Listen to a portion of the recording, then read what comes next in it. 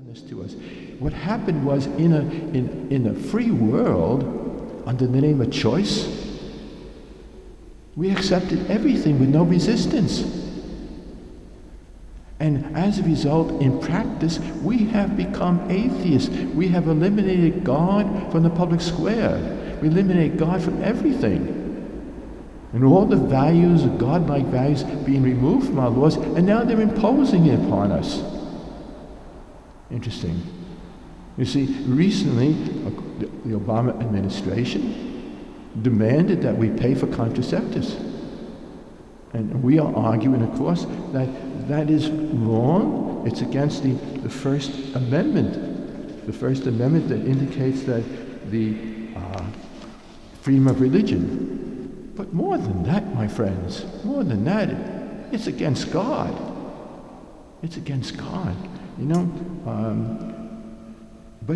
Obama administration has provided for the church and the bishops a very teachable moment to proclaim the world, not simply that the First Amendment indicates we have freedom of religion, freedom of conscience. That's secondary. We got to go back and be believers in God once again. And the fact is this, that we should proclaim to the world. It's a moment that bishops should proclaim to the world, not just about First Amendment rights, but we must proclaim to the world that man is a steward, not the arbiter of God's creation, and must respect the order and design in creation, especially in the area of sexuality, as established by God, the Creator. Namely, that human life should be the result of an exclusive, faithful act of human sexual love. And human sexual love should not preclude arbitrarily the procreative action of God. This disorder of God's creation manifests itself in acts of fornication, adultery, premarital sex, in vitro fertilization, contraceptive and homosexual acts. God gives us the power to act according to His design by the virtue or power of chastity. To each of us, that enables us to use our sexuality according to God's design. This is incredibly important. The East suffered greatly and for their belief in God. But now they may be more open to embracing the truth than those in the West. Without any resistance, we allowed God, in the name of choice, to be excluded totally from the public square.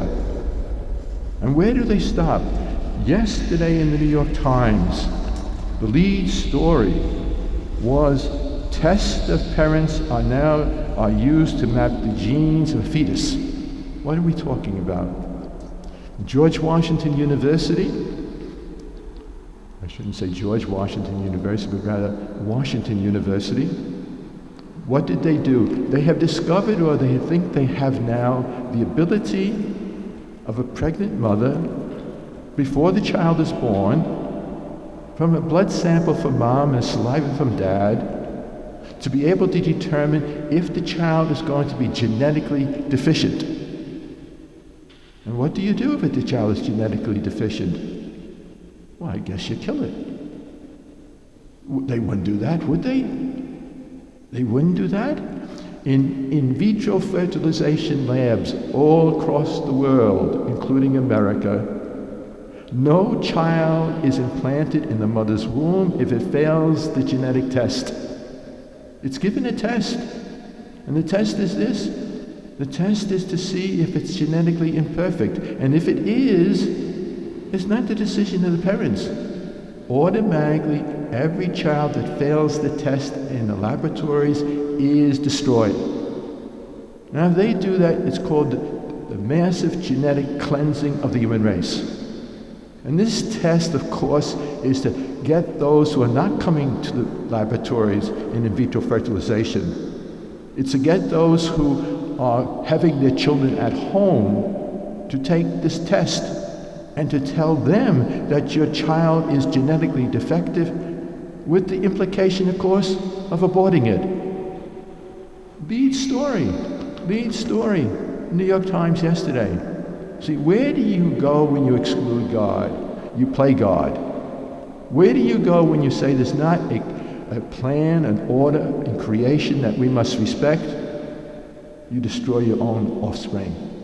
Where do you go? You go to a world without God. And so to think that this battle is finished with just abortion, no. The battle is all across this country and around the world in a much more subtle, in the earlier stages of this mentality of purifying the human race, of eliminating those from breeding that should not breed, and of course excluding and destroying those who they breed if they're not perfect genetically. It's a godless society, because if you believe that life comes from God and our job is not to be arbiters lording over God's creation, but we are stewards respecting God's creation, acting accordingly, well, everything changes. St. Paul told Timothy, a time will come when sound doctrine will not be accepted, but you must proclaim it. As a church, as a people, we cannot simply go along with those values that destroy the values of God and of the church. We must resist. And we must resist by proclaiming and teaching the truth and living the truth. And the truth will make us free. So it's a very interesting times. The Times is here at Ambulatory Surgery Center. I must say to you, we go there today with great hope. Less and less abortions are taking place. It does seem that there is a real moral conversion taking place. And so when we go to pray today, we pray with great hope that this clinic will become a place of healing. We go there, you see, we go there not to save babies. This is incredibly important. To be pro-life, the unborn children, even if they die, they're innocent, they go to God. But the ones affected by the culture of death really is not the children who die, but those who kill the children. The culture of death is most vivid in not the death of the children, but those who put the children to death. They need moral conversion. Their souls are at risk. They are the ones who are in darkness. They are the ones whom the culture of death is manifested in. Not those who die from it, but those who do the killing. And so we go there this morning to pray for those who are involved in the killing. We go there this morning in love to pray for the conversion of the hearts of people like in the New York Times who wrote this article and pushing it. The people who are living as though God does not exist, acting like they are God, arrogant to the point of excluding and killing anyone who's not perfect according to their norms. And so we go this morning, as always, to pray for the conversion of heart, primarily of those most affected by the culture of death.